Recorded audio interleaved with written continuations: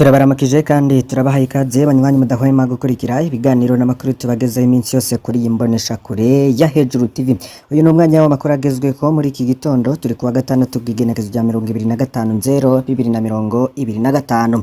Aho muri hose ntimuze gucikwa, turaramukije mwe mudukurikiye muri mu bice bitandukanye mu gihugu c'u Burundi, mu ntara no mu bisagara.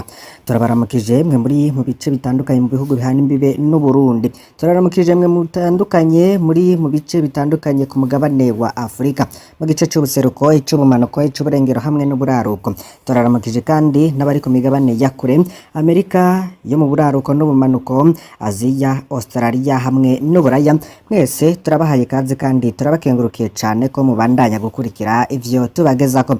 N'umwanya rero w'amakuru agezweho kandi tubazaniye bishasha, ariko tugiye kwibanda n'ubundi muri CNDD-FDD. Inkuru zirabandanya kuba nyinshi ku magara y'umunyamabanga mukuru w'umugambwe CNDD-FDD. Ku mugoroba rero twababwiye ko yoba yarajanywe mu gihugu ca Kenya, aho biriko biriyumvirwa ko ashobora no kujanwa mu gihugu c'Uburusiya kugira ngo aje kuvurirwayo. Gusa rero amakuru aramutse ntahumuriza, ibintu vyinshi rero vyayangaye cane, abantu benshi bariko bibaza ngo amagara yiwe yoba ameze gute. Hari ibimenyesha makuru noneho biri officiel navyo bihejeje gutangaza ayo makuru. Hari amakuru yavuga ko umushoferi n'umupolisi w'uyu mutama bo bamaze kwitambukira ngo uyu nawe ngare mu bitaro muri Kenya. Ivyo vyose turaza kubigarukako, ariko kandi amakuru ahari nuko Reverien Ndikuriyo ngashobora kuba yarahawe ishano, benshi bakaba babivuze ko ari poudre. Ivyo vyose turaza kubigarukako. Ikinyamakuru SOS Media Burundi kikavuga ko umunyabanga mukuru w'umugambwe CNDD-FDD Reverien Ndikuriyo yoba akitswe n'amagara cane. Amakuru ahari kuvuga ko yoba yarongetswe kwivurizwa muri Kenya kuri uyu wa gatanu, niko co canditse. Ariko kandi amakuru congeyeho kikagira kiti aya makuru atandukanye avuga ko ashobora no kuja kwivuriza mu gihugu c'Uburusiya canke mu kindi gihugu kiri ku mugabane wa Aziya. Ngo hari haheze n'iminsi ibiri Reverien Ndikuriyo yaranze kuja kuvurirwa hanze. Ndikuriyo rero yatanguye kumererwa nabi ari muri Tanzania mu rugendo rw'akazi, guhema biranka, akaba yaragize ibizunguzungu ndetse n'ivyiba vyinshi. Ivyo vyose rero ni amakuru turiko turabandanya gutohoza. Hari amakuru rero twaronse avuga ko Bunyoni nawe yahatswe kugandagurwa nabo bagendanye mu mwaka wa 2010. Ico gihe rero ngo yagira aje mu gihugu c'Ubushinwa, yari guhabwa icayi kirimo isumu, yatabawe na mutama yamuhamagaye akamubuza ngo ntihagire ikintu na kimwe azokwihereza agihawe mu ndege. Hari n'ubutumwa Reverien Ndikuriyo rero yahaye Bunyoni abavugira mu birori by'umugambwe CNDD-FDD muri 2021, aho yagize ati ni mwibazo umuntu agendanirwa n'imiduga irenga 10 yaronse uburusho butagira uko bungana, yabihawe na systeme, bwaca akavuga ko ivyo bintu vyacu bitamuraba, burya arashobora kuburiramwo vyose. Ubu ngo bwari ubutumwa bwo kugabisha Bunyoni ko adasubije amiro mwisabo bishobora no kumukomerana. Ese muri CNDD-FDD ubundi iyo systeme n'uburyo bakora vyo babimeze gute? Biyo bananiye ngo baba bagohereje ishano kugira ngo utuze. Niko vyagendekeye kuri Pierre Nkurunziza, bikavugwa ko umukuru w'igihugu Varisito Ndayishimiye ari hubu yoba yaramuhaye ishano rikamuhitana muri 2020 imbere iyo kumusubirira ku butegetsi, bivanye nuko ngo yari yagizwe imboneza idasanzwe. Mu majambo rero umukuru w'igihugu Varisito Ndayishimiye yoba yaratangaje mu masengesho ya CNDD-FDD yatangura umwaka, kandi mubimenye neza ko Reverien Ndikuriyo kuri uyu munsi wo kwigenekezo rya 25/0/2025 niho manda yiwe muri CNDD-FDD yari guhera. Ariko rero amajambo Varisito Ndayishimiye yoba yaratangaje avuga muri rusangi, ariko abantu benshi bakaba bariyumviriye Reverien Ndikuriyo, aho President Ndayishimiye yagabishije ngo abashaka kwihagira umugambwe CNDD-FDD ngo bagira uwabo kuko ngo bitazokunda. Aba rero bakaba babisanishije n'ubu burwayi bwa Reverien Ndikuriyo, nawe akitswe n'amagara ameze nabi, bakavuga ko Varisito Ndayishimiye yoba ashaka kwikura Reverien Ndikuriyo. Nyuma rero y'amakuru menshi agiye atandukanye, tubabwire ko ikibazo burya cahereye mu gihe ca Hussein Rajabu muri 2005 yarashatse ko we yoba umukuru w'igihugu Tanzania na Afrika y'Epfo bimwamirira kure, abonye ivyo bihugu bimwanke kandi ari byo vyahetse Burundi. Rajabu rero yumvikanye na Nkurunziza kumwe atwara igihugu wundi agatwara umugambwe. Rajabu yabona Nkurunziza nk'umuntu yizaniye azokwama amugamburukira, yabona ko igihugu kizotwarirwa mu mugambwe. Umukuru w'igihugu rero agashira mu ngiro ingingo z'umugambwe, bisigura ko Rajabu yibona ko ari we ariwe mukuru w'igihugu w'ukuri ico gihe. Ivyo bintu rero vyarateye ingorane inzego z'igihugu kubera abategetsi batamenye iyo batwara. Amakuru menshi rero akaba yaravuze ko Nkurunziza yoba yarigaritse Hussein Rajab. Muravyibuka ko yoba yarapfunzwe mu nyuma akaza gutoroka. Amakuru ahari rero nuko Reverien kuri yari aho ari kuvurirwa mu gihugu ca Kenya, bishoboka ko n'ubundi ashobora kujanwa mu gihugu c'Uburusiya kugira ngo aje kuvurirwayo, inyuma y'uko rero yari asanzwe agendana ingwara y'isukari canke diabete. Mu nyuma rero yagiye Ingozi mu giterane n'amasengesho ya CNDD-FDD ariko bimubana bibi, akaba rero yaramanukanywe na ambulance zo mu biro vy'umukuru w'igihugu. Bageze rero ku bitaro vyo kuri Tanganyika Care Hospital, bikaba vyaranse aca arungikwa muri Repubulika ya Kenya kugira ngo abareho aja kuvurirwa. Ubu rero amagara yiwe ntiyifashe neza, turabandanya kubatohoreza, ariko rero abantu benshi bariko bamubika bavuga ko yoba yahejeje urugendo rwiwe kuri iyi si y'abazima. Ivyo byose rero turabandanya kubitohoza n'ahari mu gihugu ca Kenya, nahawe transfer yo kuja kuvurirwa mu Burusiya. Turabandanya kubitohoza kugira ngo mumenye ibiriko biraba ku umukuru w'umugambwe CNDD-FDD.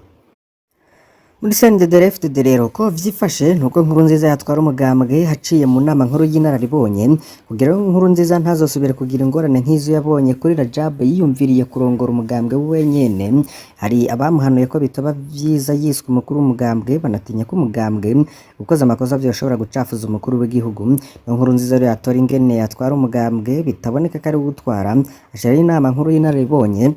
Itegeko rero yavuga ko umukuru w'urwo rwego hari umugumyabanga afise amabanga yo hejuru cane mu gihugu, bikumvikana neza ko vyari bitomowe ku urwo rwego rutwarwa n'umukuru w'igihugu. Burya urwo rwego nirwo rwatwara umugambwe. Umukuru w'umugambwe rero yarasigaye ujejwe ubuzima bwa misi yose bw'umugambwe. Imigenere rero yaragomvye gutosekara gato hagati ya President Nkurunziza na Jeremy Ngendakumana yatwara umugambwe.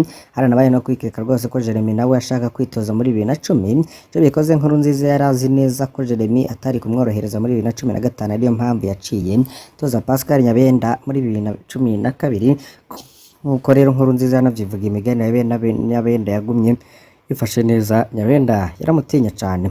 Jean Ndayishimiye ntiyarashigikiye ko Nkurunziza twari inama nkuru y'inararibonye. Ayo niyo mabanga hari. Kimwe mu bibazo President Ndayishimiye yagize nuko Nkurunziza yaba umukuru w'inama nkuru y'inararibonye atarabishigikiye, nabishize hejuru ngo avyiyamirize yeruye, ariko mubo bangana yarabivuze rwose. Ndayishimiye yavuga ko inama nkuru y'inararibonye ari urwego ruhanura inzego, yabona ko rudashobora no kurongorwa n'umukuru w'igihugu kandi rwitwa ko ruje kumuhanura, rukongera rugahanura umukuru w'umugambwe. Burya Ndayishimiye nawe ntiyari yoroshe, aho abereye president ico cyumviro nico Reverend ko yamwibukije, niko yamubwira ati kuriya wari warabivuze ntibibereye kurongora inama nkuru y'inararibonye. Ndayishimiye rero yarabona ko Ndikuriyo bivuga kugira murwanye gusa. Ndikuriyo yaraboneka ko yihutira gushikira ikibanza c'umukuru w'igihugu. Nawe mu mpinyanyuro nshasha Ndayishimiye yifuza ko nuko hofutwa inama nkuru y'inararibonye kagarukanwa n'ikibanza c'umukuru w'umugambwe. Arera akifuza ko bica bigenda nkuko bimeze muri Tanzania, aho umukuru w'igihugu acaba umukuru w'umugambwe, bityo rero akagaba igihugu akongera akagaba aho ivyumviro birongora igihugu biva. Ndikuriyo rero kaba Weza akaguma ari secretary general ariko agendera ku mategeko y'umukuru w'umugambwe. Iminyanyuro Ndikuriyo ugwe ntiyarayishaka. Si byiza rero ko igihugu gitwarirwa ahantu habiri, kuko igihe cose Barundi babaye bafise umukuru w'igihugu n'umukuru w'umugambwe basharikanye ntivyoroheye abantu, byavyara akajagari. Abo bantu babiri rero barabura igitwara ikindi, kuko abategetsi bose bava mu mugambwe bategezwe no kuyoboka amategeko y'umugambwe, kandi igihugu kikagendera mu ntumbero cahawe n'umugambwe uri ku butegetsi. Urumva ko n'umukuru w'igihugu aca yitwa ko ari we ari umwe mu barungitswe n'umugambwe, kandi ko ategerezwa kugenda ku mategeko y'umugambwe. Aho mengo umukuru w'umugambwe arasumba umukuru w'igihugu. Ku rundi ruhande naho umukuru w'igihugu aratorwa n'abanyagihugu bafatiye ku migambi yabashikirije, aho uca wumva ko umukuru w'igihugu ari hejuru y'umugambwe. Inzira ziza igabanya amatati nuko umukuru w'igihugu ari we agaba umugambwe. Ariko rero gica kiba rero gisigaye kurabwa neza nuko amategeko y'igihugu avyemera ko umukuru w'igihugu arogora umugambwe. Mu gihe kuva mu 1992 hemejwe imigambwe myinshi, ivyo bintu vyari vyaravuyeho. Izo mpande zibiri rero zirashamiranye. Abantu benshi rero bakaba bavuga ko ataho bahagaze, gusa rero birashobora kutura gushika uwo mwumvikano kubera hamaze gushikira uwo mwumvikano kubera hamaze kwinjiramwo ibindi bapfa nk'ico kwikeka ko Ndayishimiye ashaka gukumira abitwa bo kwa Nkurunziza. Mu mwaka wezerera aho bibuka Perezida Nkurunziza niho Ndikuriyo yarababaye ko umugambwe utawe ikibanza kiboneka mu birori. Yarashatse ko n'ibirori vyo kwibuka Nkurunziza bitunganywa mu ntara zose barabimwankira, niho rero yaca atora inzira yiwe yo kubikoraho yugurura ikibuga ciwe c'umupira Makamba, kibuga yitiriye Nkurunziza. Ndikuriye rero atari we umugambwe wo kwisunga, aranakunda gushimika avuga abarasiwe ku rugamba nk'uko boba bategerezwa guhabwa ijambo risumba abandi. Mu gihe rero bimeze gutyo birashobora no kugorana ko bumvikana neza ingene umugambwe uja musi y'umukuru w'igihugu, ariko rero nivyo vyokingira umutegetsi kwama mu ruhagarara. Ivyo vyose rero turabandanya kubigarukako kugira ngo mumenye uko vyifashe. Yandi makuru kuva ubu imiduga yose yunguruza abantu ikorera mu gisagara ca Bujumbura itegerezwa kuba ifise udupapuro twerekana ko iriko irakora canke otokora. Iyiduga ruguru nayo itegerezwa kuba ifise ibara ryayo. Ivyo bishikirizwa na Joseph Ninteretse, umugenduzi mukuru w'igipolisi, aho yariko ashikiriza vyapfunditswe mu nama yahuje abantu bari mu mirwi itandukanye, aho twovuga abajejwe intwaro, umutekano, abakorera mu gisata c'uruja n'uruza, abatwara sopebu n'abandi berwa n'ikibazo kijanye n'igitoro no kunguruza abantu n'ibintu. Iyo nama rero ikaba yarabaye kuwa gatanu igenekezo rya 24/0/2025. Joseph Ninteretse amenyesha yuko icatumye bagira iyo nama ari ukugira barabe hamwe ikibazo co kwiyunguruza gihanze abenegihugu baba mu gisagara ca Bujumbura ndetse no mu gihugu hagati.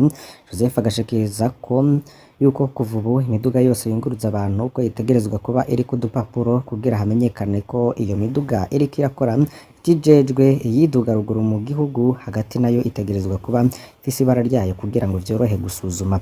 Mu gisagara ca Bujumbura hakaba hazoba hariho umuntu yandika ko iyo modoka iriko irunguruza abantu, kandi hakazoba hari n'ubundi aho iyo modoka ishika kugira ngo arabe ko iyo modoka yashitse aho yategerezwa gushikana abantu bace baheza bavugane n'uburi mu gisagara hagati muri centre ville kugira umve ko yashikanye abantu.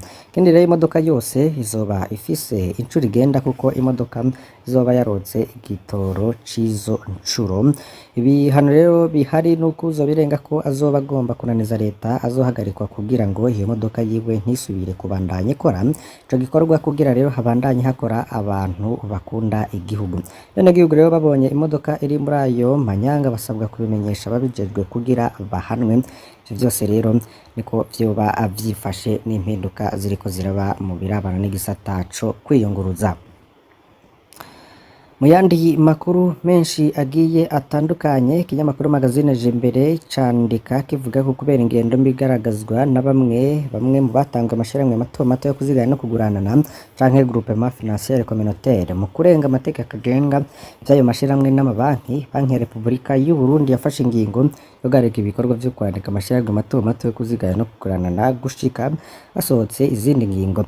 Nayo imigwi mito mito yo kuzigana no kuguranana ivyo ikora ibikorwa vyo kwemerera inyungu abantu ku mafaranga rero babekije irategetswe gusubiza ayo mafaranga yabitswe muri ubwo buryo mu kiringo kitarenza amezi 3. Kuba ariko rero barasaba kwemererwa nabo gukora nk'aya mashirahamwe, mwihwezo ukaba ubaye urahagarikwa azobandanya kwandikwa amashirahamwe mato mato yo kuzigaya no kugurana na bita Sirike avec Vicoba nawe nuze n'izindi zisa nk'izo zisanzwe mu itunganyo ry'ayo mashirahamwe byayo zifashwe mu mugongo n'amashirahamwe adaharanira inyungu za politike, amashengero canke abandi bunganira igihugu mu iterambere. Ivyo rero bikaba vyashikirijwe na Simplice Nsabiyumva arongoye igisata c'amabanki no kuduhungabana k'ubutunzi mu Banki ya Republika y'u Burundi, ni directeur de la supervision de la stabilité financière mu kiganiro haye abamenyesha makuru ku munsi w'ejo.